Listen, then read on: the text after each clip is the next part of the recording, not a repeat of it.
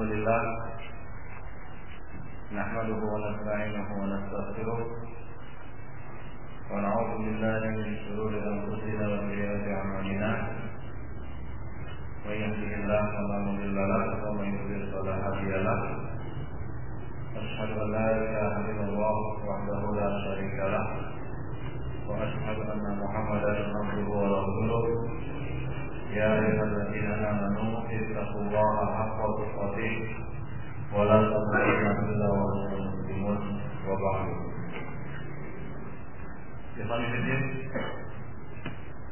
Kita akan meneruskan kajian kita Bulughul Maram. Sudah sampai pada pembahasan pada hadis yang ke-43 dari Al-Mughirah bin Syu'bah. Ya. Coba. Ya. Coba dibaca dulu hadisnya. Al-Mughirah bin Syu'bah radhiyallahu anhu sallallahu alaihi wasallam tawadda famasahu bi ra'sihi wa 'ala al-imamah wal kaffayn akhrajahu Muslim. Riwayat Mughirah. Nabi sallallahu alaihi wasallam mengabarkan kepada kita tata cara wudu Rasulullah sallallahu alaihi wasallam dalam hal mengusap imamah dan kuffain. Di sana ada bagian-bagian wudu atau anggota-anggota wudu yang bisa diganti dengan diusap pada penutupnya, yaitu kepala dan kaki. Dan ini sifatnya adalah ta'abbudiyah, ibadah mahdhah. Artinya tidak bisa dikiaskan kalau pakai sarung tangan juga diusap atas sarung tangan, karena tidak ada hadis yang menyebutkan Nabi mengusap pada sarung tangan atau penutup wajah, misalnya pakai topeng, usap topengnya, tidak ada. Yang waris dan diriwayatkan dari Rasulullah SAW perkara usap mengusap adalah penutup kepala, yaitu imamah, sorban, dan penutup kaki, yaitu kuffain, jawrabain, kaos kaki, sepatu, khuf, dan sejenisnya. Itulah yang diriwayatkan dari Rasulullah SAW. Jadi tidak bisa disiarkan anggota-anggota wudu lainnya untuk diusap, seperti tangan dan wajah. Ya, tidak ada riwayat Nabi mengusap tangan dan wajah, yaitu pada penutup tangan dan penutup wajah.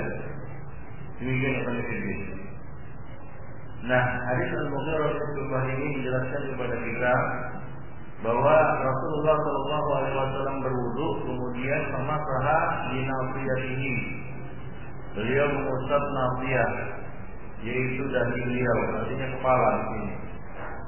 Wa 'ala al-imamah wal kuffain, dan mengusap al-imamah dan kuffain. Imamah adalah sorban, penutup kepala, dan kuffain. Diberinya keringanan pada imamah karena memang susah untuk dilepas, ya, susah untuk dilepas dan susah untuk dikenakan kembali, maka diberi keringanan. Tidak seperti halnya lobe dan sejenisnya yang bisa dibuka tutup dengan mudah, ya, dibongkar pasang dengan gampang. Berbeda dengan imamah, dia mungkin butuh beberapa menit untuk melilitnya kembali. Jadi ada keringanan untuk mengusap pada imamah. Dan kuffain, demikian juga kuffain susah untuk dibongkar pasang, ya, menyusahkan. Maka syariat memberikan keringanan, ya, taisir, keringanan, memberikan satu dispensasi kepada kita untuk mengusap padanya atau di atasnya. Wal kuffain, ya, penyebutan kuffain di sini dalam bentuk tasniyah, ya, untuk menegaskan maknanya, yaitu dua-duanya diusap. Walaupun kalau disebut masalah khuf itu sudah cukup, karena khuf biasanya dipakai sepasang, ya, tidak sebelah saja. Bahkan dalam syariat itu dilarang memakai khuf sebelah, sandal sebelah itu dilarang. Ya, kaos kaki sebelah itu dilarang. Walaupun tidak digunakan untuk berjalan. Misalnya untuk tidur pakai kaos kaki sebelah itu dilarang juga. Nah, demikian penelitian azanillah wa iyyakum dunya. An-nafiyah adalah qatatus syari, di bagian ujung rambut ini nafiyah. Ini namanya nafiyah. Wa muqaddam ar-ra'si idza qala. Bentuk jamaknya adalah an-nawafi atau nafiyah. Jadi bagian depan kepala. Jadi Rasulullah mengusap bagian depan kepala, kemudian mengusap alat imamah dan mengembalikannya kembali. Wal imamah adalah thawbun yulaffu wa yudaru ala ra'si. Imamah itu adalah kain yang dililitkan dan dililitkan ya, diikat ala ra'si pada kepala. Ya, jadi imamah itu dililit. Itu namanya imamah. Adapun putroh itu diletakkan di atas kepala. Putroh seperti yang dipakai orang-orang Arab sekarang. Itu putroh namanya. Baik, adapun imamah apabila dia dililit. Apabila dia dililit, nah maka itulah yang disebut dengan imamah. Ya, itulah dia disebut imamah. Baik. Nah, pembahasannya akan datang pada bab al-khuffain nanti, ya. Wal khuffain adalah bentuk musanna, bentuk tasniyah dari khuf. Al-khuf adalah membungkus kaki. Pada asalnya khuf ini terbuat dari kulit yang biasa dipakai untuk berjalan. Para musafir mengenakan khuf atau pada saat musim dingin untuk mencegah dingin pada kaki. Ya, yaitu yulbasani fi rijlain. Yaitu satu kita katakan pakaian ataupun jenis alat yang dipakaikan pada kaki. Ya, atau kita katakan pakaian yang dikenakan pada kaki. Wa yakunu al-khuf min al-jild. Biasanya khuf itu terbuat dari kulit seperti yang kita sebutkan. Ya, adapun sekarang itu sudah kulit sintetis. Jarang lagi terbuat dari kulit asli. Demikian konsepnya. Ya, sayang kemarin haji nggak sempat beli khuf, padahal murah harganya. Pikir-pikir untuk gimana cara makainya di Indonesia. Baik. Jadi hadis ini ada beberapa faedah yang bisa kita petik darinya. Ya.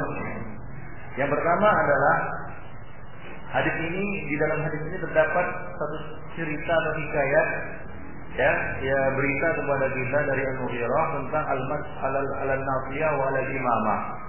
Mengusap nafiyah yaitu muqaddam ar-ra'si, bagian depan kepala, dan al-imamah dan pada sorban. Ya, wa qala bil masyi alaihi ma'an ba'dal ulama. Sebagian ulama mengatakan yaitu mengusap kedua-duanya sekaligus, yaitu bagian depan kepala kemudian imamah sekaligus. Warrajih anna al-jama' bainahuma innama huwa bi riwayatil hadis. Dan yang rajih bahwa penggabungan antara mengusap nafiyah yaitu bagian depan kepala dan imamah yaitu sorban itu berdasarkan riwayat hadis. Ya, wa annahu sallallahu alaihi wasallam masaha al-imamah wahdaha wa masarra wahdaha mubtadi'an bin nafiyah. Jadi Rasulullah sallallahu alaihi wasallam mengusap imamah, ya, kemudian baru mengusap kepala. Ya, jadi terpisah keduanya. Mubtadi'an bin nafiyah, dimulai dari nafiyah yaitu ujung rambut ataupun ujung bagian depan kepala. Faja'at riwayatul hadis bil jam'i bainahuma. Lalu datang riwayat yang menggabungkan antara keduanya. Lalu sebagian ulama mengira bahwasanya al-jama' huwa bil amal aidan. Ya, bahwasanya ini juga dalam prakteknya seperti itu. Disitulah dia letak perselisihan pendapat di kalangan ulama, perbedaan pendapat, ya, perdebatan di kalangan mereka, apakah digabungkan atau tidak. Ya, kalau kita lihat masalahnya ya, penggabungan antara keduanya itu adalah suatu hal yang boleh. Ya, kalau kita lihat zahir hadis memang diriwayatkan secara terpisah, Rasulullah mengusap imamah, Rasulullah mengusap kepala. Tapi kalau dilakukan secara sekaligus, maka itu juga tidak mengapa. Nah, disinilah terjadi perbedaan pendapat di kalangan ulama mengenai mengusap pada sorban. Apakah harus juga mengusap nafiyah, yaitu bagian depan kepala, atau cukup mengusap imamah saja. Nah demikian. Baik. Kemudian Ibn Fikir, iktisaruhu sallallahu alaihi wasallam ala mashil nasiyah lam yufad anhu. Adapun yang perlu diperhatikan di sini, mengusap bagian depan kepala saja itu tidak ada riwayat yang sahih yang mahfuz sampai kepada Nabi sallallahu alaihi wasallam seperti yang dilakukan ataupun yang diamalkan oleh sebahagian orang. Jadi mereka mengambil sepotong hadis ini, ya lalu mereka mengatakan mengusap an-nafiyah saja. Ya seperti yang dilakukan oleh sebagian Syafi'iyah dan Ahnaf. Ya mereka ketika berwudu, ketika mengusap kepala mereka cukup mengusap bagian depan saja. Ya mereka mengambilnya dari hadis ini, tapi mereka tidak mengambilnya secara keseluruhan. Ya bahwasanya Nabi Shallallahu Alaihi Wasallam mengusap nafiyah, muqaddam ar-ra'si bagian depan kepala itu, ketika beliau ingin mengusap imamah sorban. Jadi ketika beliau mengenakan sorban, jadi beliau mengusap tadi penggabungan tadi ya, mengusap bagian depan kepala, kemudian mengusap sorban di atasnya. Nah seperti itu pengamalannya jika memakai sorban. Nah sebagian orang tidak memakai sorban, ya mereka pakai kain biasa, bahkan tidak pakai penutup kepala. Tapi ketika mengusap kepala, mereka mencukupkan dengan mengusap nafiyah saja. Seperti ini. Nah ini adalah keliru Ibn Fikir. Jadi mereka mengambil secara keliru pendalilannya dari hadis ini. Ya, mereka mengambil secara keliru pendalilannya, yaitu istinbatnya dari hadis ini. Ya. Kalau kita mana dalil bahwasanya mengusap kepala itu cuma segini? Nah, mereka bawakan hadis ini bahwasanya Nabi mengusap ala nafiyah. Ya, anna Nabi sallallahu alaihi wasallam tawaddu'a fa masaha bin nafiyah. Ya, tapi mereka tidak mengambil secara utuh hadis ini bahwasanya Nabi mengusap nafiyah, ya bagian depan kepala ini ketika beliau mengenakan apa? Imamah, yaitu sorban. Baik. Jadi lam yufad anhu. Tidak diriwayatkan dari Nabi sallallahu alaihi wasallam bahwa beliau hanya mengusap nafiyah saja. Ya, nafiyah saja. Baik, jadi dari situ antum mengetahui ya letak kesalahan orang-orang yang hanya mengusap bagian depan kepala saja. Ya, nah demikian. Nah, kalau ditanya dalilnya mereka bawakan dalil ini. Ya, mereka bawakan dalil ini. Tapi ya menurut pemahaman para ulama, ya, sebagian ulama ya bahwa yang rajih itu beliau mengusap nafiyah ketika mengenakan sorban. Baik. Demikian itu itu. Wa qala Ibnu Qayyim mengatakan lam yasih anhu, tidak sahih dari Rasulullah sallallahu alaihi wasallam annahu iqtasara ala masjid ba'd ar-ra'si al-basah. Tidak diriwayatkan secara sahih, tidak ada diriwayatkan secara sahih dari Rasulullah sallallahu alaihi wasallam bahwa beliau hanya mencukupkan mengusap bagian depan kepala saja, yaitu an-nafiyah.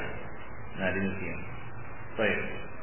Ya, jadi ini merupakan bantahan kepada mereka yang berpendapat seperti itu. Hanya saja tentunya antum ya mungkin perlu mengetahui hal ini supaya tidak kaget nanti ya ketika mana dalilnya itu, enggak ada dalilnya.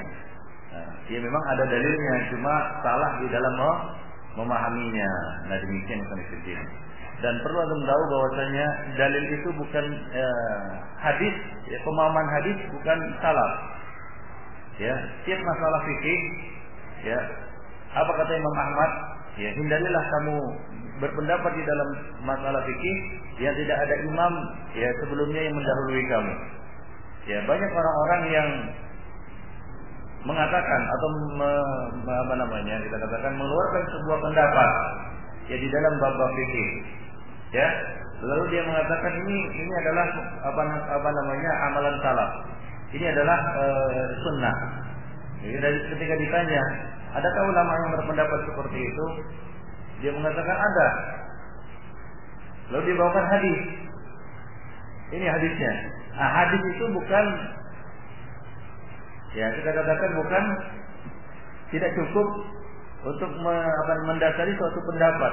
Hingga ada pendapat ulama yang berdalil dengan hadis itu yang menunjukkan makna seperti itu, pemahaman seperti itu. Ikhwanifiddin, azanillahu wa iyyakum jami'an. Ya. Nah, demikian juga di dalam hal ini, Ikhwanifiddin. Jadi tidak ada diriwayatkan secara sahih dari Rasulullah sallallahu alaihi wasallam annahu istasara ala mashi ba'di ra'sihi al-basah. Beliau hanya mengusap bagian depan kepala saja. Baik. Nah, kemudian yang ketiga, hal yang dapat kita petik yaitu faedah yang dapat kita petik dari hadis ini adalah al-hadis alladzi ma'ana fihi al-masah 'ala an-nasiyah wa 'ala al-imamah. Hadis yang sedang kita bicarakan ini yaitu hadis Al-Mughirah, disebutkan di dalamnya dua hal, dua masalah pengusapan, yaitu mengusap apa? An-nasiyah, kemudian apa? Al-imamah. Wa taqaddama anna ar-rajih anna al-jama' bainahuma. Dan telah disebutkan bahwasanya yang rajih, menurut pendapat yang rajih adalah menggabungkan antara keduanya. Ya, bukan ini terpisah kemudian mengusap imamah terpisah, tapi menggabungkan antara keduanya. Innama huwa bi riwayatil hadis lal jama' bainahuma bil mashi wa annahu sallallahu alaihi wasallam innama masaha al imamah iktasara 'alaiha wa in masaha ala ra'si masa 'alaihi kullahu la ba'dahu. Jadi Rasulullah sallallahu alaihi wasallam jika tidak mengenakan imamah, ya, jika tidak mengenakan sorban, ya, ini menunjukkan bahwa Rasulullah tidak setiap waktu memakai sorban. Sebagian kelompok ada yang mewajibkan sorban, tidur pun pakai sorban, ya, tidur pun pakai sorban.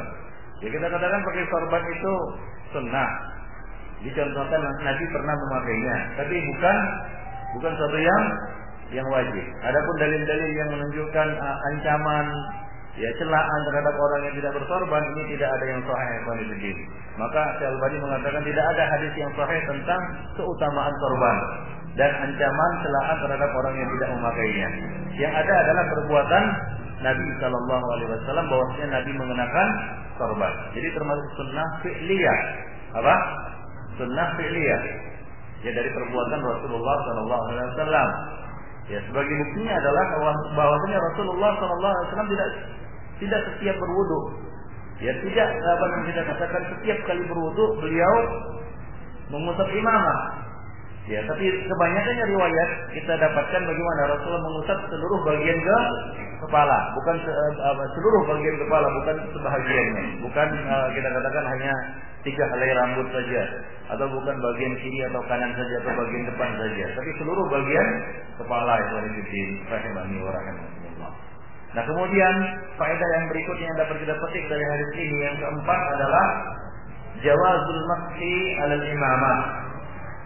Bolehnya mengusap imamah, yaitu sorban, jika kita pakai sorban.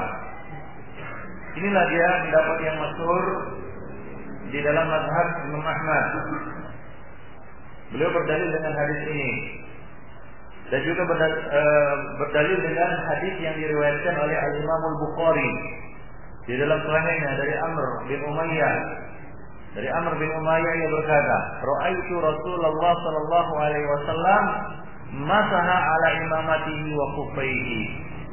Bahwa Rasulullah sallallahu alaihi wasallam mengusap imamah, yaitu sorban, dan mengusap khuf beliau, yaitu mengusap khuf.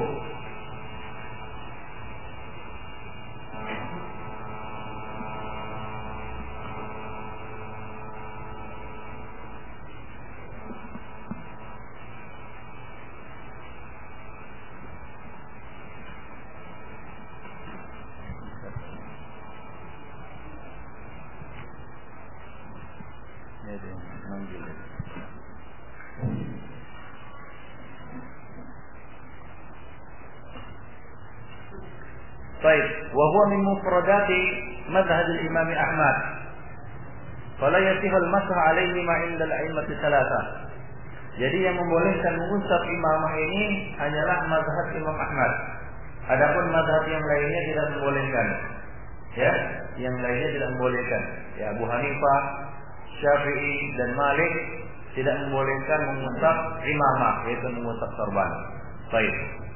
Yang rajih, yang benar adalah mazhab Imam Ahmad, yaitu mengusap imamah termasuk perkara yang dibolehkan, ya, yang dibolehkan ketika berwudu. Baik. Yang kelima, ikhwan fillah, faedah kelima yang bisa kita petik dari hadis ini adalah qad istarata ashabuna li sihhatil mashi 'ala al-imamati thalathata syurut. Ya, ada 3 syarat mengusap imamah ini. Ada 3 syarat mengusap imamah. Yang pertama, ayyakuna ala zakarin duna unsa. Bahwa imamah ini adalah imamah sorban yang dipakai oleh laki-laki bukan perempuan. Ya, mengusap imamah ini atau mengusap sorban ini berlaku hanya bagi kaum laki-laki yang mengenakannya, tidak untuk kaum wanita. Yang kedua, an takuna sa'iratan li ghairi mal'ada kadhi min ar-ra'si. Yang kedua adalah dia menutup bagian kepala yang terbuka dari kepala, yang biasa terbuka dari kepala. Ya.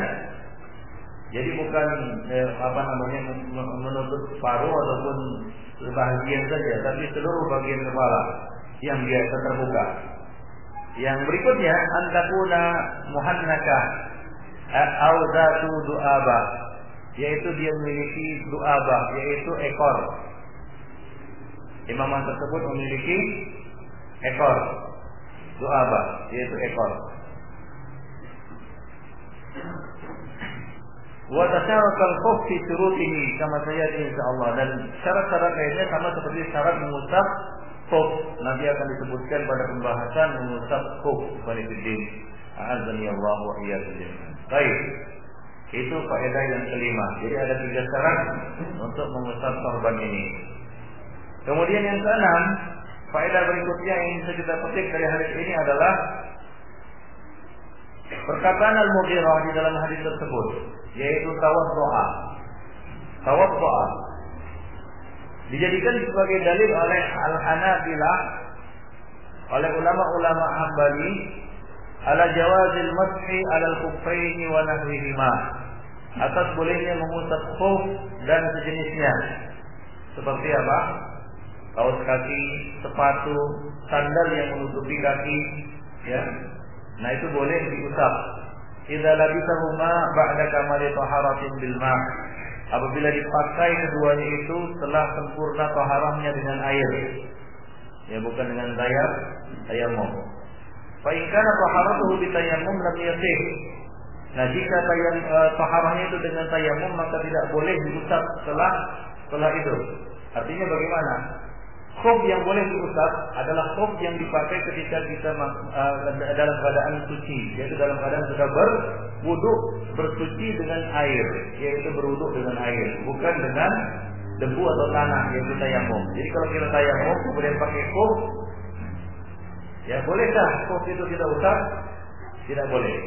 Hingga kita bersuci dengan air, ya, hingga kita bersuci dengan air, yaitu berwudu seperti biasa. Nah, demikian yang saya lihat. Nah, pembahasan lebih lanjut akan disebutkan nanti pada bab mengusap alal khuf, ya. Nah, setelah hadis ini. Baik, itulah dia 6 faedah yang bisa kita petik dari hadis Al-Mughirah bin Syu'bah tadi. Lanjutkan.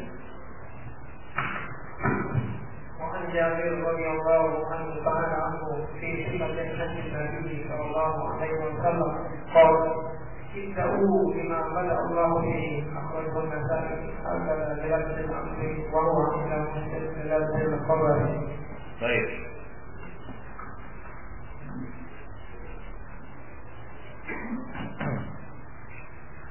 Ini hadis sebenarnya bukan masuk bab wudu, ya, tapi bab haji. Tapi dipakai oleh penulis dan dimasukkan ke dalam bab wudu. Ini beliau menarik makna umum dari hadis tersebut. Jadi anjuran untuk memulai dari yang mana Allah Subhanahu wa taala memulainya. Kalau kita merujuk kembali kepada ayat wudu, apa yang disebutkan oleh Allah Subhanahu wa taala pertama kali? Apa? Wajah. Urutannya. Wajah, kemudian apa? Tangan. Setelah itu apa? Kepala. Baru terakhir adalah kaki. Nah, itulah dia urutan yang Allah Subhanahu wa taala sebutkan di dalam Al-Qur'an. Ya, di dalam Al-Qur'an.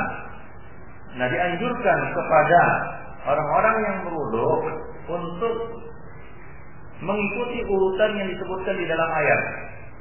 Dianjurkan. Ya. Dianjurkan. Disunnahkan. Mustahab. Berdasarkan hadis ini. Ya. Ibda'u bima bada Allahu bihi. Mulailah dari mana? Dari mana Allah Subhanahu wa taala memulainya. Nah, kalau kita memulainya dari kaki, boleh enggak? Boleh. Atau tidak urutan, tidak melakukannya seperti urutan yang ada di dalam ayat. Boleh tidak? Jawabnya boleh. Ada hadis yang menunjukkan bahwasanya Rasulullah Shallallahu Alaihi Wasallam berwudu tanpa berurutan. Nah, jadi kita katakan berwudu sesuai dengan urutan dalam ayat hukumnya mustahab, dianjurkan. Dalilnya apa? Inilah dia dalilnya. Jadi hadis ini sebenarnya berkaitan dengan masalah haji. Ya, yaitu ketika kita hendak apa ini? Kita baca ini ketika hendak apa? Hendak tawaf. Hendak sa'i. Ya, ketika hendak sa'i kita membaca abda'u bima bada Allahu bihi. Maksudnya apa? Kita mulai dari Safa baru kemudian ke Marwah, bukan dari Marwah ke Safa. Tabrakan nanti melawan arus. Enggak bisa. Ya, tapi kalaupun lenggang tempat mas'anya, tempat sa'inya, bolehkah kita melakukannya dari Marwah ke Safa? Tidak boleh. Ya, jadi Allah Subhanahu wa taala menyebut di dalam Al-Qur'an Safa dulu baru Marwah. Nah, demikian. Baik, jadi lakukanlah seperti yang disebutkan atau yang yang diurutkan oleh Allah Subhanahu wa taala. Inna Safa wal Marwata min sa'irillah. Inna Safa wal Marwah. Jadi disebutkan Safa dulu baru Marwah. Baik. Dan saya belum menemu juga sampai sekarang orang yang sa'inya itu dari Marwah ke Safa. Ya, dari Marwah ke Safa. Baik. Nah, jadi ikhwanifiddin, ya, hadis ini berkaitan dengan apa? Dengan bab haji. Hadisnya juga hadis Jabir. Yang dimaksud hadis Jabir itu adalah hadis Jabir yang populer. Ya, satu-satunya hadis yang sangat panjang di dalam kitab-kitab hadis. Bahkan digolongkan kalau kita belajar mustalah, hadis yang terpanjang adalah hadis Jabir. Ya, kenapa dikatakan panjang? Apa isinya rupanya? Yaitu perjalanan haji Nabi Shallallahu Alaihi Wasallam. Ya, mulai dari beliau berangkat dari Madinah sampai pulang lagi ke Madinah. Itulah dia hadis Jabir. Nah, di sini diambil oleh penulis, ya, sepotong saja, yaitu perkataan Rasulullah Shallallahu Alaihi Wasallam. Ya, fi sifat haji Nabi Shallallahu Alaihi Wasallam, dia berkata, ya, di dalam naskah maktutah itu manuskrip yang lainnya ada tambahan qala sallallahu alaihi wasallam. Jadi yang berkata ini adalah Rasulullah sallallahu alaihi wasallam. Ibda'u bima bada Allahu bihi. Akhrajahu an-Nasa'i. Ibda'u itu apa? Perintah, amar. Mulailah dari mana Allah Subhanahu wa taala memulainya. Ya, dari tempat di mana Allah Subhanahu wa taala memulainya, menyebutkannya pertama kali. Demikianlah dengan lafal amr, yaitu perintah, ibda'u. Ya, dan di dalam riwayat Muslim dengan lafal khabar. Ya, dengan lafal khabar. Khabar maksudnya di sini adalah ya dengan perkataan abda'u bima bada Allahu bihi. Aku mulai dari mana Allah Subhanahu wa taala memulainya. Nah, kalau lafal amr bagaimana artinya? Mulailah dari mana Allah Subhanahu wa taala memulainya. Nah, demikian yang penting. Baik. Jadi sebenarnya dua-duanya ini sama saja. Ya, dalam bentuk khabar bisa juga. Ya, abda'u bima bada Allahu bihi, tapi maksudnya adalah insya. Ya, perintah. Ya, nah demikian yang penting. Ya, mungkin ini kemungkinan sebagian perawi merubahnya dalam bentuk amar. Asalnya adalah bentuk khabar. Ya, kemudian dipahami itu sebagai perintah. Lalu mereka merubah ya kata itu menjadi kata atau fi'il amar.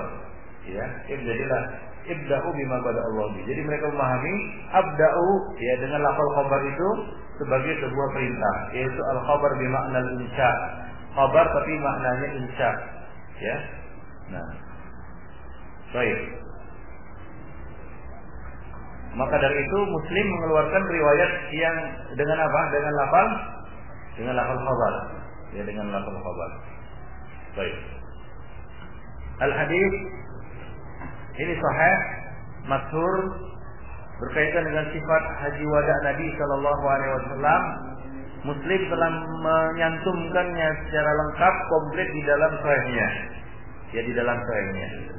Nanti di dalam kitab haji akan diulang-ulang ini hadis Jabir ini ya.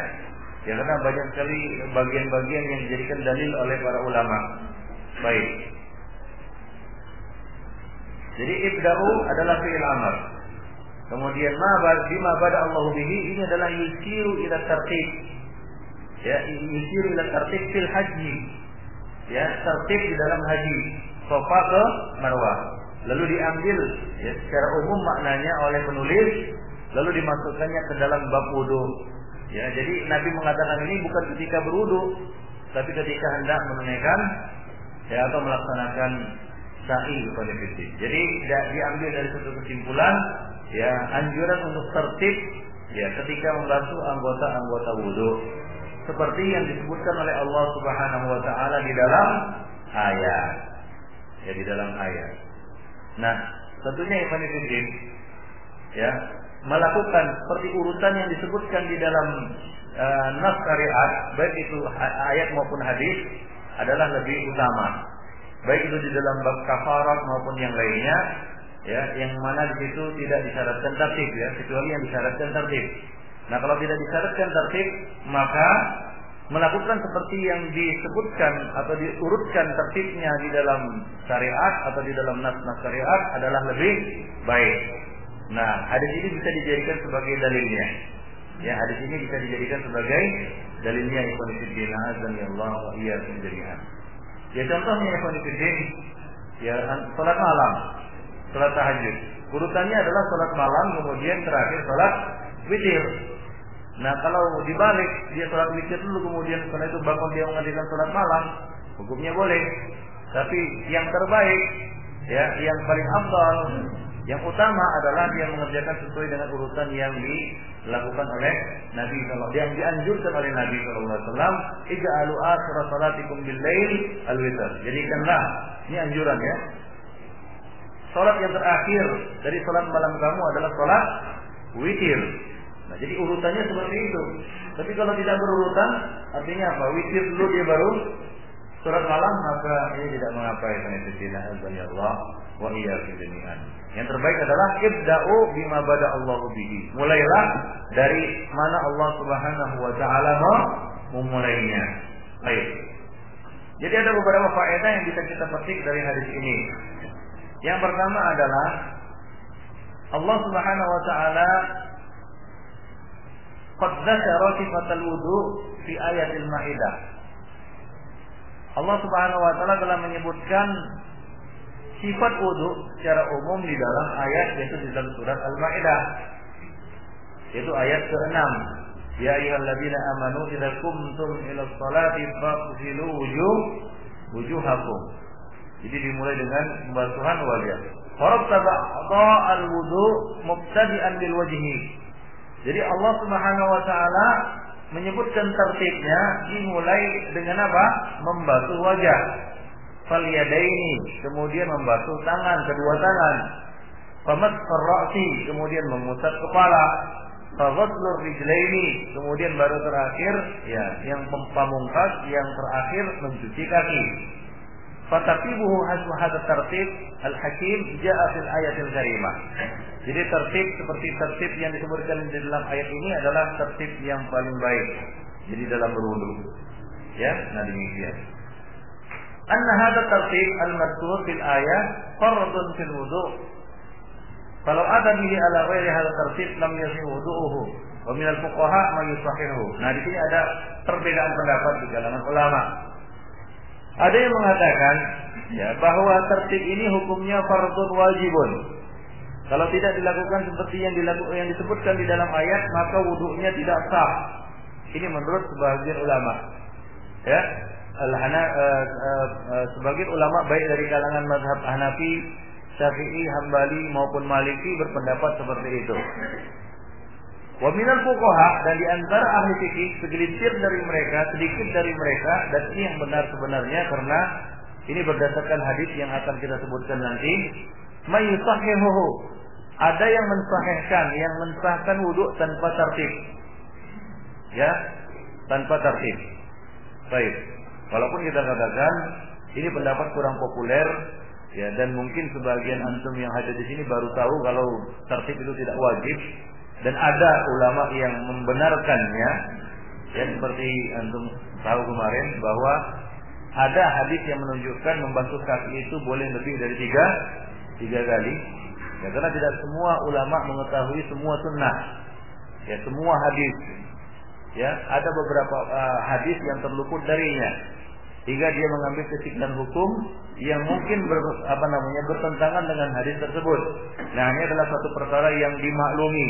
Ya, namun bukanlah berarti menolak pendapat yang rajih ini. Baik, apalagi itu didukung dengan dalil-dalil yang sahih.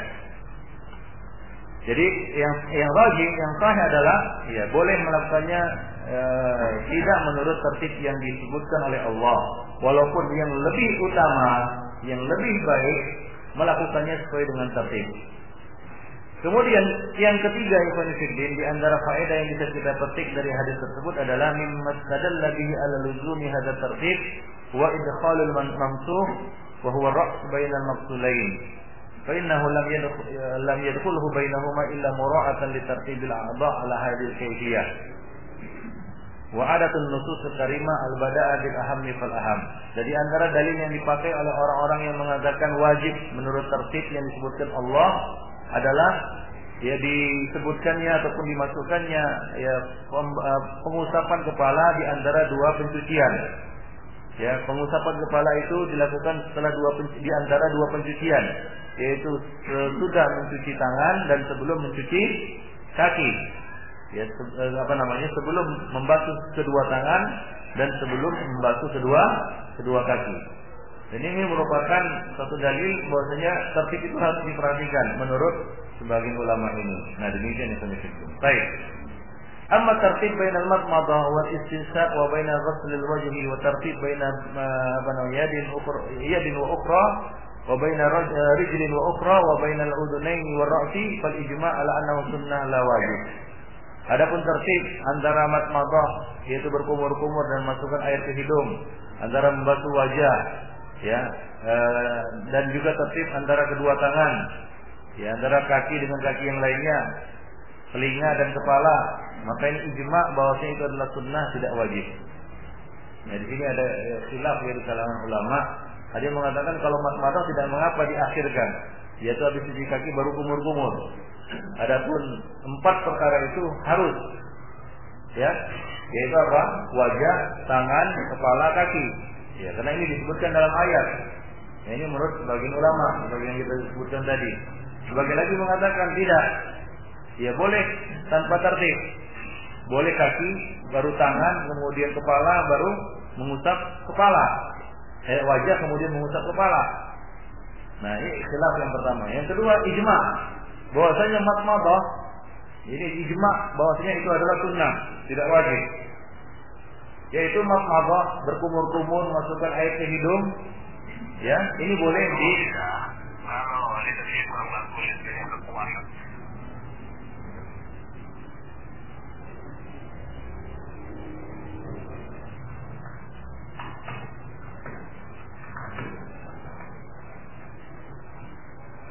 Jadi kalau masalah berkumur-kumur, masukkan air ke hidung, ya, dengan 4 perkara tersebut ini boleh dilakukan secara acak. Artinya apa?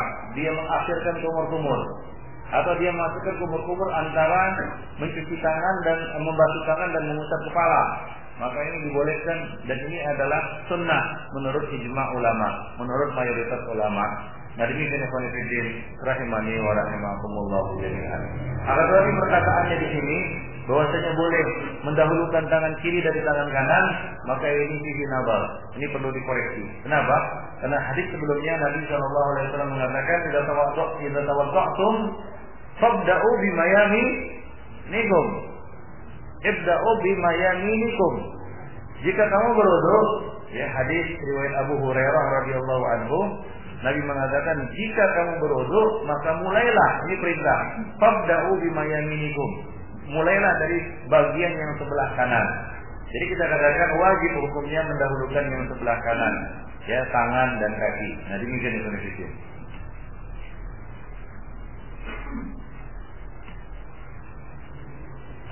Nah kemudian yang kelima, faedah yang kelima yang bisa kita petik dari hadis ini adalah di dalam riwayat ini ada dua versi. Versi yang pertama tadi kita sebutkan dengan lafal amr bil bada'a, perintah, ibda'u. Dan di dalam riwayat yang lain bil ikhbar, yaitu dengan apa namanya, dengan lafal abda'u, aku memulai. Fajtama'a fihi sunnatan amruhu wa fi'luhu. Jadi di sini ya kalaulah ya ini juga apa namanya agak susah kalau kita katakan apakah mungkin Nabi mengatakan kedua-duanya, ibda'u kemudian beliau mengatakan abda'u, ada kemungkinan ya, walaupun ini dalam masalah haji ya, ketika Rasulullah akan bersa'i ada kemungkinan Nabi mengucapkan kedua-duanya, yaitu Nabi mengatakan ibda'u bima bada Allah bihi, kemudian beliau mengucapkan abda'u bima bada Allahu bihi. Ibda'u itu untuk umat beliau, abda'u itu untuk diri beliau. Jadi telah terkumpul di dalam hadis ini baik dengan dua versi tersebut dua perkara, dua sunnah. Yang pertama sunnah qauliyah, perintah, dan sunnah fi'liyah, yaitu beliau melakukannya. Nah demikian yang mengikuti rahimani wa rahimakumullah jami'an. Baik. Yang keenam, al-hadis warada fil haji litaqdimi safa 'ala al-marwah. Hadis ini sebenarnya berkaitan dengan ibadah haji, yaitu perintah untuk memulai dari Safa baru ke Marwah, seperti yang Allah Subhanahu wa taala katakan di dalam ayat dalam surat Al-Baqarah ayat 158, Inna Safa wal Marwata min sya'airillah. Sesungguhnya Safa dan Marwah ya, itu termasuk syiar-syiar Allah Subhanahu wa taala. Fayusra ayutabbaq fi kulli amrin rattabahu Allah taala. Dan disyariatkan juga ya hal ini untuk semua perkara yang telah disebutkan tertibnya oleh Allah Subhanahu wa taala. Maka yang terbaik adalah fayu'ta ala hasbi ma rattabahu Allah, melakukannya sesuai dengan tertib yang disebutkan oleh Allah Subhanahu wa taala. Nah, demikian yang saya sebutkan, azani Allah wa iyyakum jami'an. Ada kaidah di sini yang bisa kita petik dari hadis ini. Ya, dari istinbat yang dilakukan oleh penulis bahwa al-ibrah bi umumil lafzi la bi khususi as-sababi. Bahwasanya yang jadi patokan adalah keumuman lafaz, bukan kekhususan sebab. Nabi mengucapkan ini sebabnya apa? Sa'i. Ketika beliau hendak sa'i. Namun ikhwan fillah, al-ibrah laisa bi khususis sabab, walakin bi umumi al-lafzi. Ya, dengan keumuman kandungan yang terdapat di dalam nas tersebut. Ya, kandungan umumnya, bukan sebab khususnya, bukan sebab khususnya. Baik. Wa in kana laqad warada fi mas'alati sa'i khafatan. Walaupun ya sabda Nabi ini, perintah Nabi ini keluar berkaitan secara khusus dengan masalah sa'i, ya, walakinahu umumun ya ummu al-amr, ya, kullahu. Tapi kandungannya umum. Lafalnya kandungannya umum, menyangkut semua perkara-perkara selain sa'i, termasuk di dalamnya apa? Al-wudu. Wallahu a'lam bishawab. Baik, lanjutkan. Dari Jabir.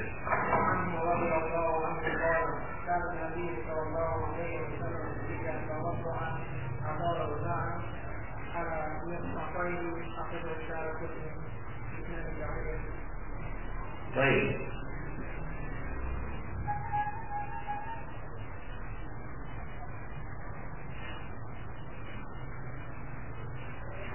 Ada hadis sahihnya sebenarnya mengenai masalah ini ya. Wa anhu maksudnya adalah wa an Jabir. Ya, wa anhu wa an Jabir, ya. Tapi bukan hadis yang lalu. Ini hadis terpisah, bukan tentang haji. Ya, wa an Jabir radhiyallahu anhu, dia berkata, "Kana Nabi sallallahu alaihi wasallam idza tawaddaa adara al-ma'a 'ala nifaqaihi." Apabila Rasulullah sallallahu alaihi wasallam berwudu, maka beliau memutarkan air 'ala nifaqaihi, yaitu pada namanya kita katakan siku beliau, pada siku beliau. Nah, ini siku nifaq ini termasuk bagian yang harus dibasuh. Ya, ila al-marafiq. Ila al-marafiq ini disebutkan di dalam ayat al-marafiq. Ini masuk ke dalam bagian yang dibasuh. Nah, demikian. Bukan menunjukkan batas atau goyah, sehingga dia tidak masuk dalam bab pembasuhan. Dia termasuk yang dibasuh. Nah, begitulah dia ya amalan yang dilakukan oleh Rasulullah SAW, penerapan yang beliau lakukan dan juga para sahabat, yaitu mereka mengusap mirfaq, yaitu siku, ya kedua siku mereka. Baik. Nah, hadis ini diriwayatkan oleh Al-Imam Ad-Daruqutni dengan sanad yang dhaif. Ya, dikatakan sanad ini dhaif karena di dalamnya terdapat Al-Qasim bin Muhammad bin Uqail, dia adalah perawi yang matruk dan didhaifkan oleh Imam Ahmad, Ibnu Ma'in dan yang lainnya. Dan jumlah ulama telah menyatakan kedhaifan hadis ini seperti Al-Mundhiri, Ibnu Shalah, Nawawi dan yang lainnya. Hanya saja di sana ada hadis lain. Ya, Al-Hafiz mengatakan, Al-Hafiz Ibnu Hajar Al-Asqalani dia mengatakan yughni anhu ma rawahu Muslimun an Abi Hurairah. Dalam bab ini cukuplah hadis Muslim ya dari Abu Hurairah radhiyallahu anhu. Jadi ada hadis lain dari Abu Hurairah radhiyallahu anhu yang sahih diriwayatkan oleh Imam Muslim. Annahu bahwasanya Rasulullah sallallahu alaihi wasallam tawaddaa hatta syara'a fil 'adha. Bahwasanya Rasulullah sallallahu alaihi wasallam berwudu hingga syara'a sampai membasuh al-'adud. Al-'adud adalah lengan. Ya, lengan bagian atas adud. Ini adud. Ya, lengan bagian atas ini namanya adud. Jadi syara'a fil 'adud hingga sampai mencapai apa? Bahu ataupun lengan bagian atas. Nah, kalau sudah mencapai lengan bagian atas, artinya apa? Artinya siku pasti terbasuh. Orang ini sampai apa? Bahu bagian atas atau lengan bagian atas. Nah, demikian yang dipikir. Jadi cukup hadis ini sebagai dalilnya bahwa al-mirfaq termasuk bagian yang harus dibasuh. Ini yang di depan-depan ini. Di kalau mau taruh di depan itu bukan di silent tapi dimatikan itunya mengganggu ini di sini dia. Kalau dia masuk panggilan ini akan storing di sini. Baik. Ya, ini masalah di kalangan para ulama apakah al-mirfaq termasuk bagian yang dibasuh atau tidak. Jadi hadis Muslim yang disyaratkan oleh Al-Hafiz Ibnu Hajar Al-Asqalani ya tadi itu cukup sebagai dalilnya. Nah, kalau kita katakan hadis Daruqutni ini dhaif ya, karena ada perawi matruk di dalamnya. Ya. Kenapa perawi itu dikatakan matruk? Matruk apa itu? Ditinggalkan. Matruk adalah isim maf'ul dari apa? Taraka. Yatruku, tarkan, tarikan matrukan. Kenapa dia matruk? Ada namanya Al-Qasim bin Muhammad bin Uqail. Dia matruk ya, hingga hadisnya ini dilemahkan oleh para ulama. Walaupun kita katakan silakan baca di buku-buku lain berkaitan dengan sifat wudu, ya ada hadis lain yang sahih berkaitan dengan mengusap ya air pada siku. Nah, atau membasuhkan menyiramkan air pada siku atau membasuh siku. Baik, termasuk hadis yang disyaratkan oleh Al-Hafiz Ibnu Hajar tadi. Nah, kenapa seorang perawi dikatakan matruk? Ya, idza sabata annahu ya kadzaba fi haditsin nas. Jika perawi itu kedapatan berbohong pada pembicaraan sehari-hari. Itu dia. Yang kedua, jika dia perawi lemah hafalannya menyelisihi yang kuat. Ya, itu juga bisa dikatakan makruh. Atau perawi yang lemah hafalannya terpisah seorang diri dalam periwayatan hadis. Nah, ini juga bisa dikatakan makruh. Nah, jadi ada beberapa sebab seorang perawi dikatakan makruh. Baik. Jadi bukan arti bahasanya ditinggalkan. Kenapa dia ditinggalkan? Ya, ada sebab-sebab ya seorang perawi dikategorikan makruh. Baik. Itu dari sisi subutul hadis.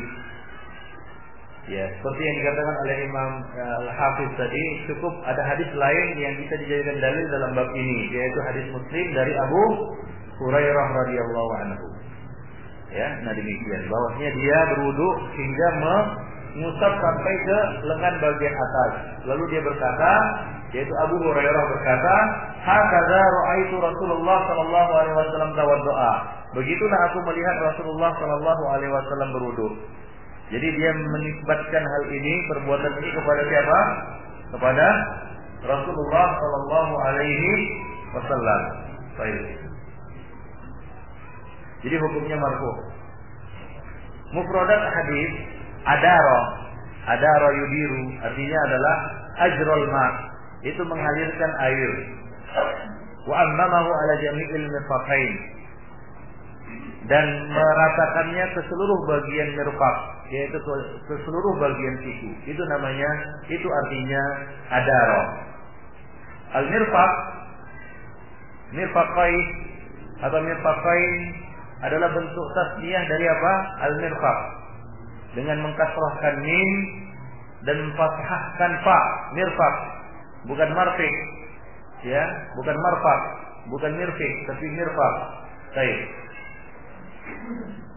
Bentuk jamaknya adalah al-marafiq, wa huwa muwassilud dira' fil adud, yaitu sendi yang menghubungkan lengan atas dan lengan bawah, disebut mirfaq. Jadi dalam bahasa Arab, itulah yang dimaksud di dalam ayat mirfaq, yaitu siku ini. Baik. Ada beberapa faedah yang bisa kita petik dari hadis di atas. Yang pertama, sabda Rasulullah sallallahu alaihi wasallam, "Idza tawadda'a," ay yakni syara'a fi wudu' wa wasala ila ghuslil yadayn. Jadi Nabi mengatakan, dalam hadis itu dikatakan, "Kana Nabi idza tawadda'a adara al-ma'a ala mirfaqaihi." Rasulullah apabila berwudu, maka beliau mengalirkan air pada siku beliau. Apakah maksudnya memulainya dari membasuh tangan di sini? Tidak. Namun maksudnya apa? Apabila beliau berwudu dan sudah sampai kepada pembasuhan tangan, itu ya lengkapnya, maka beliau mengalirkan air, menyampaikan air sampai ke mana? Sampai ke siku, itu maksudnya. Jadi bukan ya apabila berwudu maka beliau mengusap siku.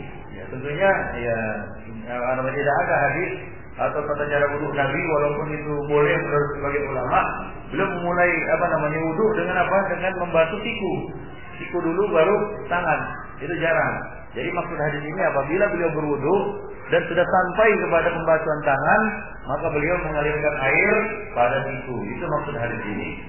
Baik, walaupun secara lahiriah atau zahirnya, idza tawadda'a azara al-ma' ala mirfaqain.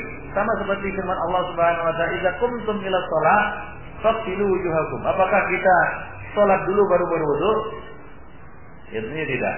Wudu dulu baru salat. Yaitu apabila engkau hendak bersiap-siap hendak salat. Nah demikian. Jadi di sana ada iqtida'un nafs. Ya, ada kalimat-kalimat yang dituntut untuk menyempurnakan kalimat tersebut. Ya, seperti misalnya firman Allah Subhanahu wa taala, "Fas'alu al-qaryata allati kunna fiha." Tanyakanlah kepada kampung yang kami singgahi itu. Maksudnya apa? Tanyakan kepada kampungnya? Tidak, tapi apa? ahlul qaryah, kepada penduduknya. Nah, demikian itu. Yang kedua, faedah berikutnya adalah wujubu idaratil ma' 'ala al-mirfaqaini 'inda ghuslil yadayn. Wajibnya mengalirkan air sampai ke siku ketika kita mencuci tangan, yaitu membasuh tangan di dalam wudu. Li'annahuma baqiyatul yad wa muntahaha, karena dia merupakan bagian dari tangan dan merupakan batas akhir di dalam pengucapan ataupun pembasuhan tangan di dalam wudu. Wa qala Rasulullah sallallahu alaihi wasallam lamma tawadda'a man tawadda'a nahwa wudu'i hadza. Barang siapa yang berwudu seperti wuduku ini, dan Nabi berwudu bagaimana tadi seperti yang dilihat oleh Abu Hurairah radhiyallahu anhu, yaitu menyampaikannya sampai ke mana? Mengalirkan air sampai ke pangkal lengan atas. Pangkal lengan atas. Ya, sampai di sini. Ini namanya pangkal lengan atas, sampai di sini. Nah, Abu Hurairah melakukan seperti itu. Baik. Dan dia disebutkan kepada siapa? Kepada Nabi sallallahu alaihi wasallam. Qala Allah Ta'ala.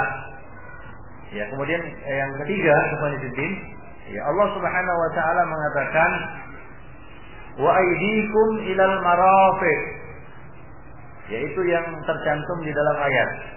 Allah mengatakan wa aydiyakum ilal marafiq, dan tangan-tangan kamu sampai al marafiq, bentuk jamak dari al mirfaq. Jumhur ulama mengatakan atau jumhur mufassirin mengatakan ila di sini maknanya ma'a. Apa? Ila bermakna ma'a. Ya, ada banyak makna ila. Ya. Ila itu kadang-kadang bermakna ma'a. Ila bermakna indah. Ila bermakna lam, ba dan seterusnya. Banyak makna dari ila. Silakan baca di buku nahwu. Ya, makna ila masih ingat?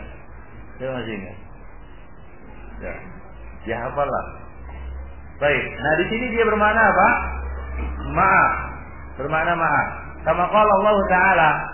Contohnya dalam firman Allah Subhanahu wa taala yang lain, wala ta'kulu amwalahum ila amwalikum.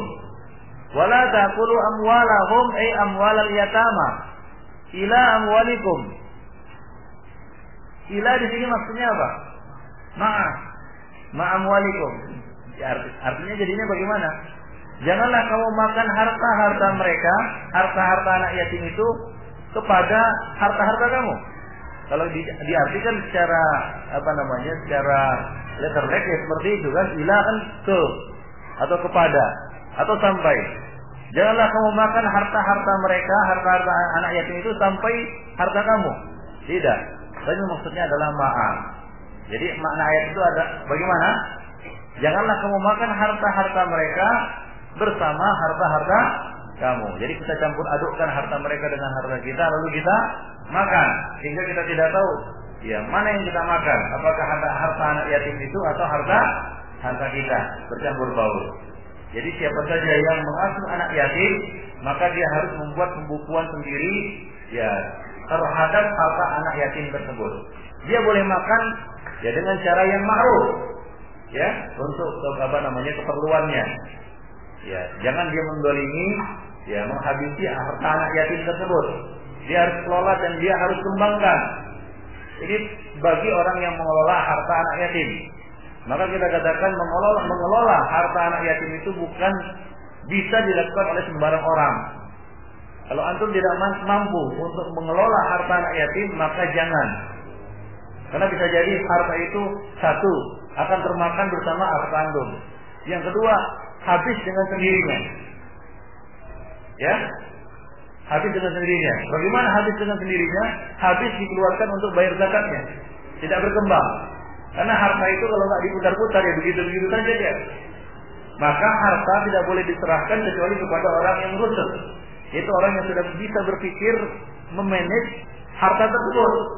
Nggak boleh diserahkan kepada orang yang belum rusuh, belum sampai kepada sinur rusdi, yaitu usia, umur di mana dia sudah bisa memiliki kecakapan untuk mengelola harta, memanage harta. Nah, demikianlah pengelola harta anak yatim. Ya, jadi bukan modal semangat saja mengelola harta anak yatim. Wah, saya mau mengelola harta anak yatim. Ya, begitu 1 tahun habis harta tersebut. Ya, bayangkan konflik. Ya, sahabat ya sekelas Abu Dzar Al-Ghifari itu dilarang Nabi untuk mengelola harta anak yatim. Nabi berkata kepadanya, ya Abu Dzar, inni araka dha'ifan. Wahai Abu Dzar, aku lihat kamu ini lemah. Ya, bukan lemah tenaganya, bukan lemah imannya, tapi lemah manajemennya. Bisa jadi. Nabi sallallahu alaihi wasallam menunjukkan kelemahan dan kelebihan para sahabat. Sehingga mereka tahu, ya mereka pantasnya sebagai apa. Nah, kalau di dalam pasukan cocoknya jadi pion atau jadi apa? Jadi menteri. Ya. Nah, demikian jadi tempatkanlah orang sesuai dengan tempatnya. Ya, kalau kita tidak menempatkannya sesuai dengan tempatnya, ya fantazir sa'ah. Idza wusida al-amr ila ghairi ahlihi fantaziri as-sa'ah. Tunggu saja tanggal kehancurannya. Nah, demikian ikhwan-fillah, azanillahu wa jami'an. Nah, jadi Rasulullah sallallahu alaihi wasallam mengatakan kepada Abu Dzar, wahai Abu Dzar, kamu ini lemah. Fala tawallayanna ya baina isnaini wala tawallayanna malal yatim. Janganlah kamu memimpin walaupun yang dipimpin hanya 2 orang atau hanya 1 orang, kamu dan dia. Dan janganlah kamu mengelola harta anak yatim. Nah, demikian. Jadi ada sisi kelemahan Abu Dzar di dalam mengelola harta. Ya, ia tidak cakap seperti cakapnya atau ahlinya Abdurrahman bin Auf mengelola harta hingga batu dibalik jadi emas, kira-kira demikian. Ya, beliau hanya minta ditunjukkan di mana pasar. Nah, di sana pasar. Ya, hidup dia. Bahkan kaya raya di Madinah. Muhajirin yang kaya raya di Madinah salah satunya adalah Abdurrahman bin Auf. Qanifidina azanillahu wa iyyakum jami'an. Nah, demikian. Jadi, kita kembali kepada tema kita. Di sini ila bermakna apa? Bermakna ma'a, yakni ma'a amwalikum. Ya, bukan ila bermakna al-intiha wal ghaya. Ya, seperti misalnya dhahabtu ila suq. Aku pergi ke pasar. Ya, artinya pasar sebagai tujuan akhir. Nah, demikian. Jadi, tapi di sini bermakna ma'a. Dengan demikian, ya, al-mirfaq masuk ke dalam bagian yang dibasuh bersama. Al-mirfaq yaitu siku termasuk bagian yang harus dibasuh bersama apa? Tangan. Nah, demikian. Itulah dia paham yang benar terhadap ayat tersebut. Qala Ibnu Qayyim al-Jauziyah mengatakan, hadis Abu Hurairah fi Muslim fi sifat wudu'in Nabi. Hadis Abu Hurairah di dalam Sahih Muslim tentang sifat wudu' Nabi. Ya, ia mengatakan bahwasanya Abu Hurairah ghasala yadayhi hatta syara'a fi adudaihi, bahwa beliau Abu Hurairah membasuh tangannya hingga sampai ke lengan atasnya, yadullu ala idkhalil mirfaqaini fil wudu. Ini menunjukkan secara jelas masuknya siku ke dalam bagian yang harus dibasuh. Wallahu a'lam bishawab. Qanifiina azanillahu jami'an. Nanti kita melanjutkan lagi dengan masalah berikutnya, yaitu kewajiban membaca basmalah sebelum wudu. Basmalah yaitu bismillah. Ini masalah juga sebagian ulama mengatakan tidak wajib, sebagian mewajibkannya. Nanti akan kita bahas pada pertemuan yang akan datang insyaallah taala. Ya, ada yang ingin bertanya?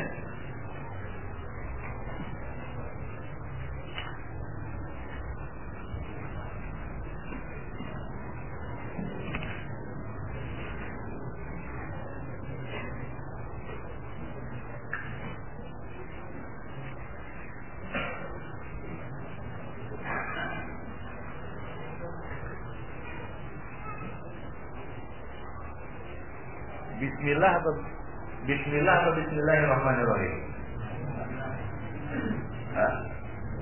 Mana yang afdal? Bismillah atau Bismillahirrahmanirrahim?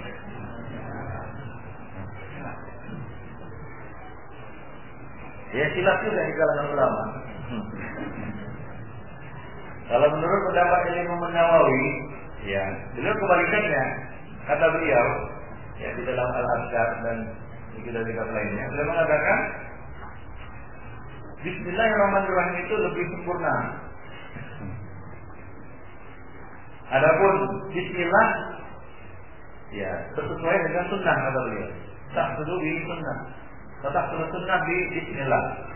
Tapi kalau mengucapkan Bismillahirrahmanirrahim katanya lebih sempurna kata beliau. Ini menurut pendapat beliau. Namun menurut pendapat yang rajih, ya hadis-hadis yang ya kita katakan hadisnya umum semua. Ya misalnya hadis dari ya lam yazkur Allah alaihi, ya tidak menyebut nama Allah, ya menyebut nama Allah, ya ketika makan, ketika Anda berjima, ya ketika Anda berwudu, ini dengan Bismillahirrahmanirrahim atau Bismillah? Yang rajih adalah Bismillah. Ya, sama ketika kita akan makan, ya kita mengucapkan Bismillah. Ya, ketika Anda berhubungan intim juga dimulai dengan Bismillah. Ya, termasuk juga ketika Anda berwudu, kita baca Bismillah. Wallahu a'lam.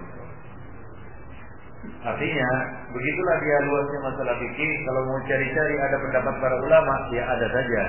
Jadi kalau antum lihat orang melakukan Bismillahirrahmanirrahim, wah itu, ya memang dia mungkin ikut pendapatnya Imam An-Nawawi. Ya, cuma kita jelaskan saja, bahwasanya menurut pendapat yang lebih rajih, arjah, ya Bismillah saja. Jangan langsung tujuh-tujuh kamu bid'ah aja. Nanti di bawah kalian mendapat perkataan Nawawi bingung. Baik.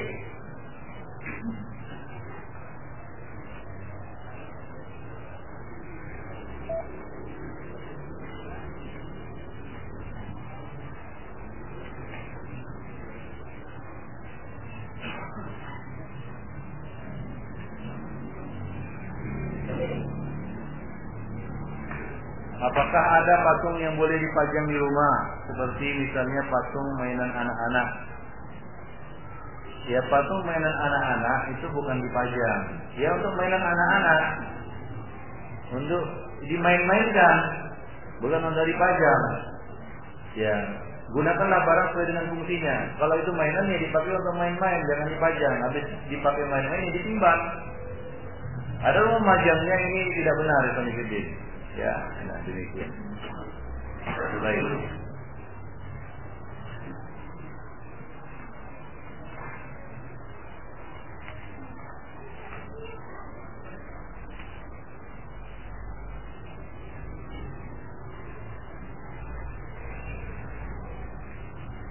Bolehkah kita berwasiat kepada teman satu manhaj untuk mengurusi jenazah kita secara sunnah apabila kita wafat? Karena keluarga kita adalah para orang yang tidak satu manhaj.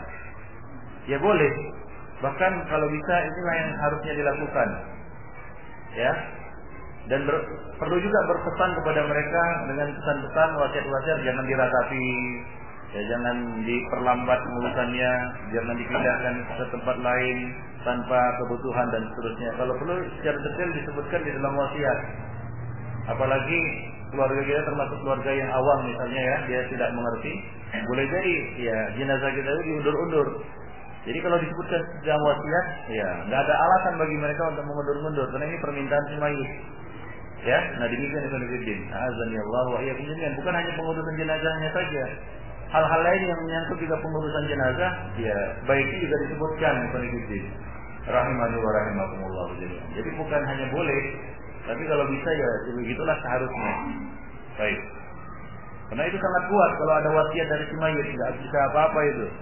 Ya jangan talkinkan di kuburan kan begitu ya. Enggak usah ada acara selamatan 3 hari, 7 hari, ya 40 hari, 100 hari. Nah, demikian yang penting. Itu kuat. Orang-orang pun enggak berani melanggarnya karena itu permintaan si mayit. Nah, keluarganya pun enggak berani mengganggu gugat. Ada itu salah seorang ikhwan kita yang sebelum meninggal dia tulis nama orang yang akan mengurus jenazahnya. Nah, ketika dilakukan pengurusan jenazah itu nggak ada yang komplain. Kenapa? Ya ada tulisannya, walaupun tulisannya mungkin nggak bagus, tapi dimengerti. Ya, ini ditulisnya satu nama misalnya. atau nama-nama orang yang akan mengurusnya. Nah itu seperti itu.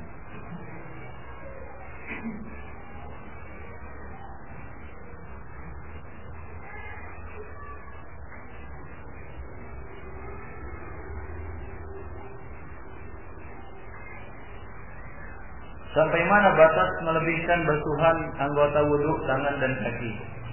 Nah kalau kita mengacu kepada dalil yang kita bacakan tadi, itu sampai pangkal lengan bagian atas, ya sampai pangkal paha bagian bawah. Afwan, ya, lengan bagian pangkal betis bagian bawah, tengah betis. Itulah yang diamalkan oleh Abu Hurairah radhiyallahu anhu. Kemudian beliau mengatakan barang siapa yang ingin memanjangkan cahayanya maka hendaklah dia panjangkan. Baik. Ya sampai tengah betis dan sampai bagian atas, bagian pangkal lengan atas. Wallahu a'lam. Itu bagian yang dibolehkan.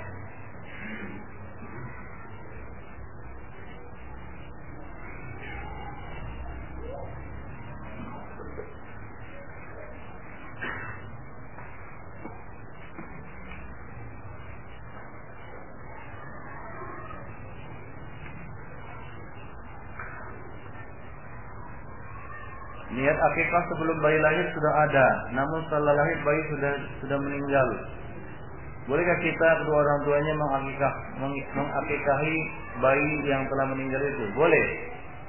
Ikhwanifidina azanillahu wa iyyakum jami'an. Akikahi ya, apalagi kita sudah meniatkannya. Niat yang baik jangan ditunda-tunda. Apa beda hadis Rasulullah dengan sabda Rasulullah? Sama saja, hadis Nabi ya hadis Nabi. Hadis Nabi lebih umum daripada sabda Nabi. Hadis Nabi bisa itu hadis qauliyah, fi'liyah maupun takririyah. Adapun sabda Nabi itu khusus qauliyah. Wallahu a'lam. Itu dalam bahasa Indonesianya ya.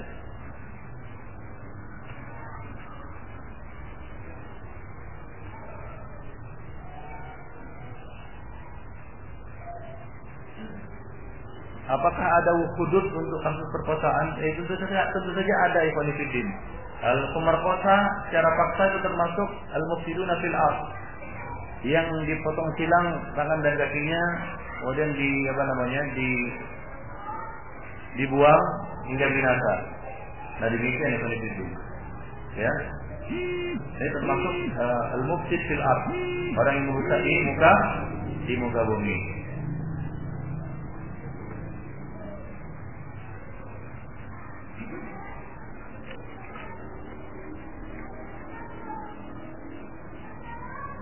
Gimana metode ruqyah secara sunnah dan hukum mempelajarinya? Ruqyah, ikhwan fillah, adalah dengan membacakan ayat-ayat Al-Quran dan doa-doa yang maksur dalam bahasa Arab kepada orang yang sakit atau kepada diri sendiri. Dan hukum mempelajarinya adalah sunnah, dianjurkan.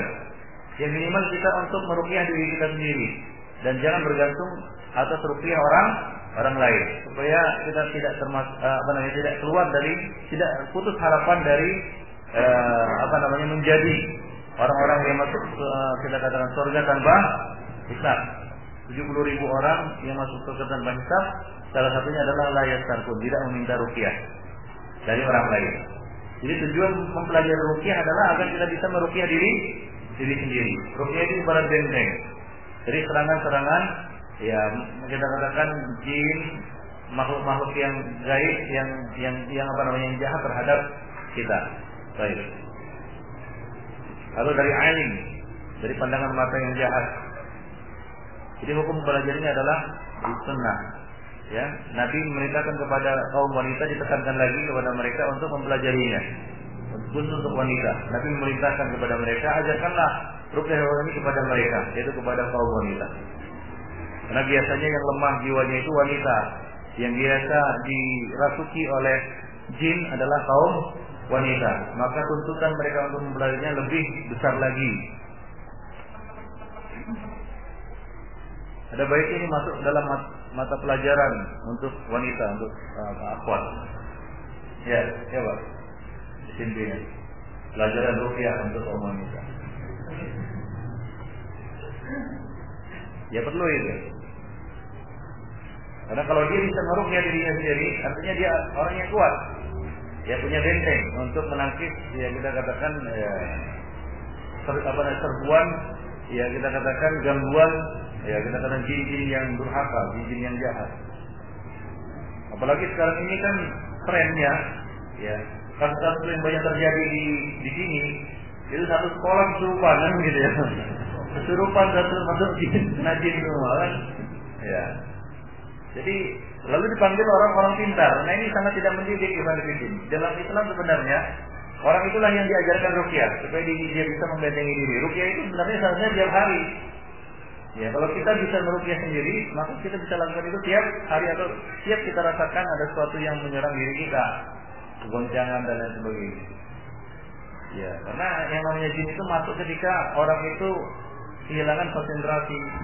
Ya, kemudian lalai hatinya. Ya, mungkin karena tekanan yang berat, tekanan kehidupan yang berat, ya, mungkin lagi dia berat memikirkan hutang kan gitu ya. Masuk jin bisa. Atau lagi kosong jiwanya masuk jin bisa. Atau lagi sangat bersedih karena kehilangan orang yang dicintainya masuk jin bisa. Atau kena musibah, kehilangan sesuatu yang dicintainya. Ya, misalnya apa? Temannya ataupun keluarganya atau siapa saja bisa. Itulah celah-celah jin masuk merobek jiwa kita, roh kita, dan masuk ke dalamnya. Nah, apabila jiwa itu sudah robek, maka kemungkinan untuk masuk kedua, ketiga, dan seterusnya lebih besar. Dan cara yang paling bagus untuk menangkalnya adalah belajar ruqyah. Jadi tidak perlu membuka ruqyah center sebenarnya. Yang perlu adalah masukkanlah ini ke dalam mata pelajaran yang harus dipelajari di sekolah anak-anak kita. Ya, demikian.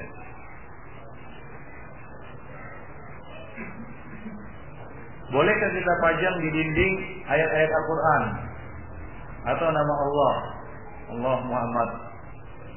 Ya ini Ikhwan Fillah, mungkin kalau ditanya kepada pelakunya, dia mengatakan ini untuk mengagungkan Al-Quran, lafzul jalalah dan Rasulullah SAW. Tapi ini sebenarnya kalau kita lihat secara jernih, sebenarnya pelecehan. Iya, pelecehan. Atau pernah masuk rumah orang Cina?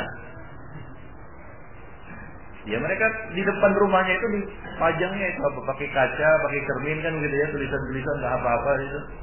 Nah, mungkin kata-kata yang ada di dalam diskusi mereka untuk mengusir setan, tuyul dan sejenisnya. Ya, samalah perbuatan kita dengan apa yang dilakukan oleh orang-orang musyrik itu. Ya, jadi Al-Quran itu diturunkan bukan untuk dipajangkan seperti itu, ya, tapi untuk dibaca, dipahami, ditadabburi dan diamalkan isinya. Jadi itu semacam pelecehan terhadap Al-Quran. Jadi ya dipajang begitu, kadang-kadang juga nggak dilihat, cuma dilihat-lihat aja kan begitu ya. Yang lebih parah lagi, tulisan Al-Quran itu nyaris tidak bisa dibaca. Satu karena kaligrafinya yang sangat jelimet, artinya sangat rumit, sehingga nyaris tidak terbaca.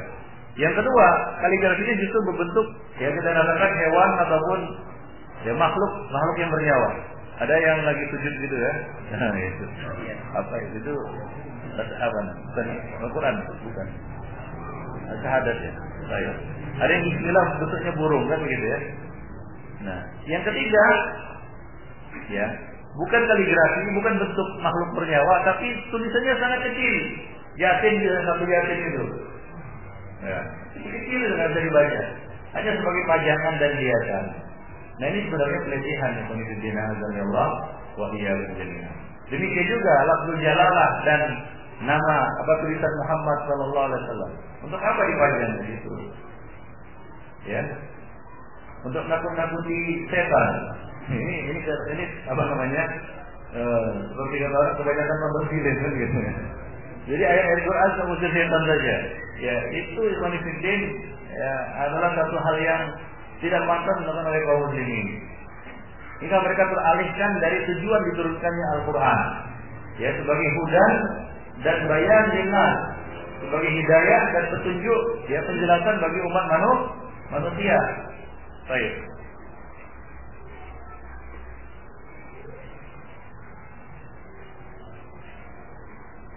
Bagaimana mengeluarkan zakatnya orang-orang penghasilannya Ya, gimana nih? Bagaimana mengeluarkan zakatnya orang-orang yang penghasilannya dengan menerima gaji setiap bulan?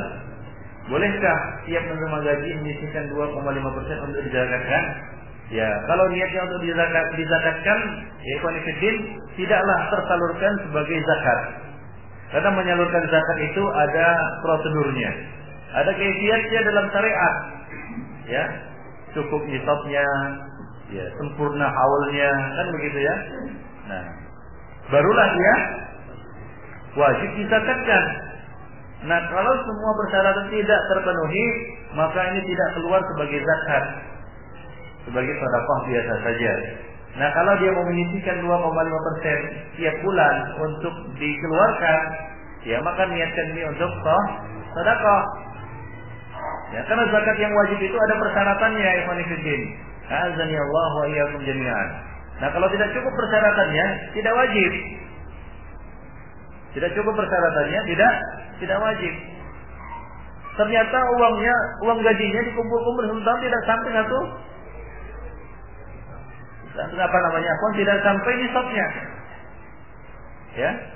Atau sebelum habis haul sudah habis, ya. Tiap bulan habis duitnya. Karena pada akhirnya dia masih miskin sebenarnya.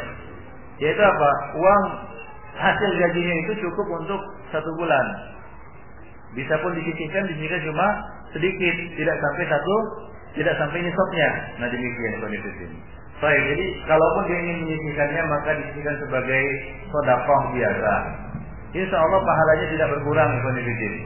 Ya, innamal a'malu binniyat. Apakah ada keterangan puasa pada tanggal 9, 10 Muharram? Ada hadisnya. Bahkan ini diwajibkan sebelum puasa Ramadan.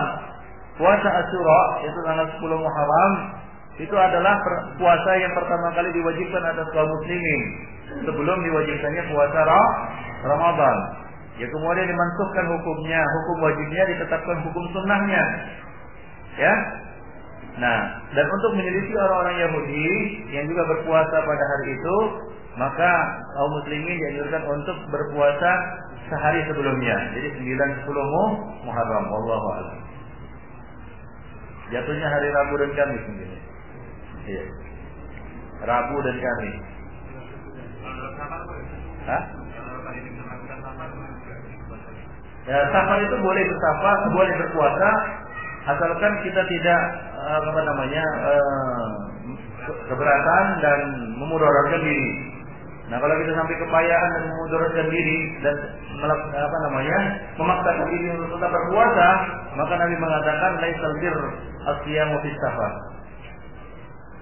Laisa minal birrin am-siyamu fi am-safar, kan begitu. Laisa minal bir as-siyamu fi safar. Tidak termasuk kebaikan berpuasa pada saat safar. Jika puasa itu membuat dia berat dalam perjalanan.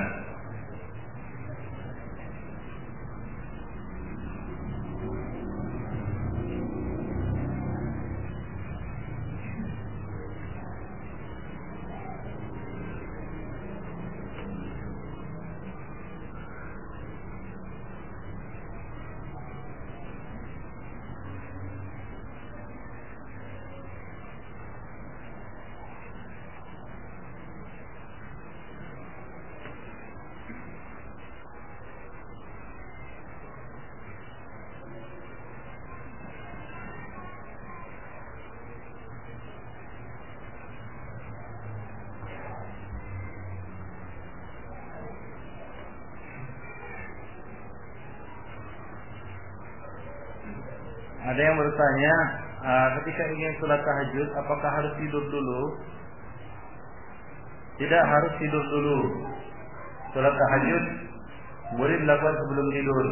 Bahkan Nabi berwasiat kepada Abu Darda, Abu Hurairah dan beberapa sahabat lainnya untuk mengerjakan witir sebelum tidur. Ini bagi orang-orang yang kemungkinan tidak bangun pada malam hari. Jadi itu merupakan dalil bahwa sholat malam boleh dilakukan sebelum tidur. Baik. Karena witir termasuk sholat malam.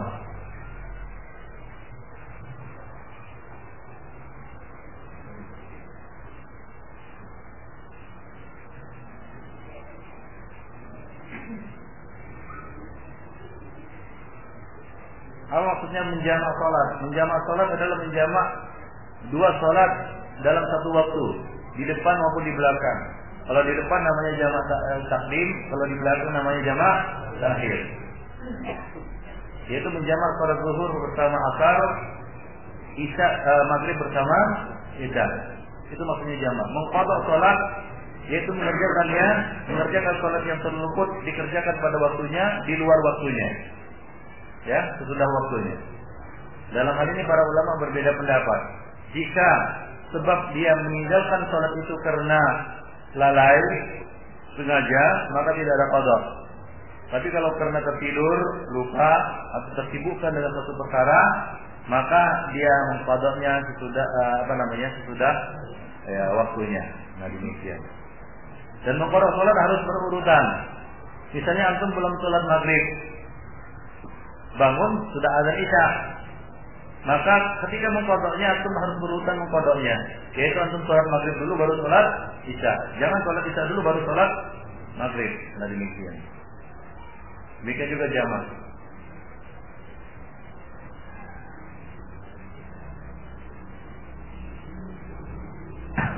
Baik, penelitian azan yang Allah wa jami'an. Ya, sampai di sini saja ya. Pertanyaan-pertanyaan yang bisa dijawab.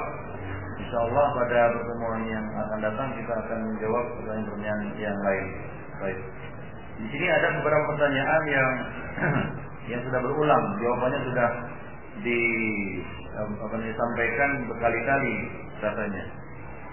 Jadi tidak perlu disinggung lagi. Wallahu a'lam bishawab. Subhanallah wa bihamdihi, asyhadu an la ilaha illa anta, astaghfiruka wa atubu ilaik.